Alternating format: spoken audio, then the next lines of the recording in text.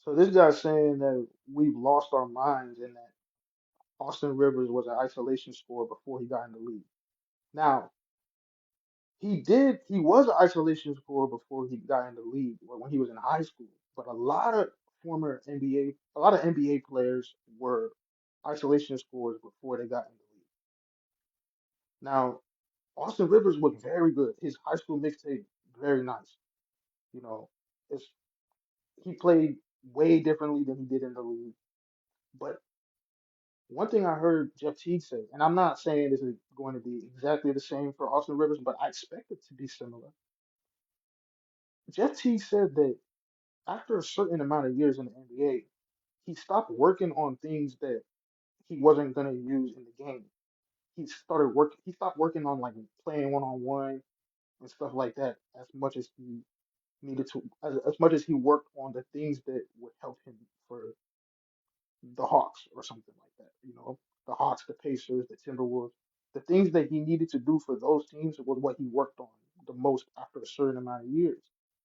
Now, that means that for Austin Rivers, that's catch and shoot threes, on ball defense, and moving off ball, and then um, like doing backdoor cuts, like layups, fast break, like running in the fast break and stuff like that. That's all team ball stuff. That's stuff that you do in 5v5.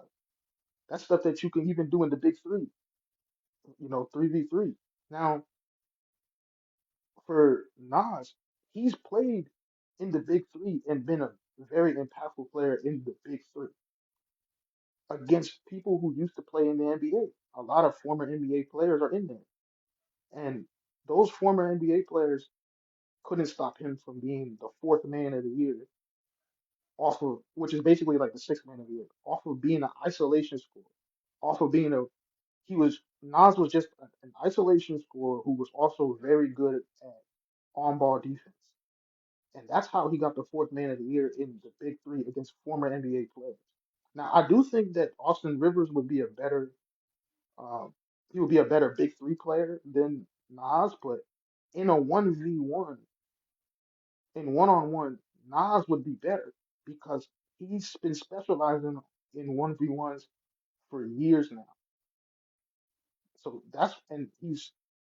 the height difference is not enough for Austin Rivers to just have the craziest advantage. And Nas has a weight advantage. So I still think that Nas would win that game.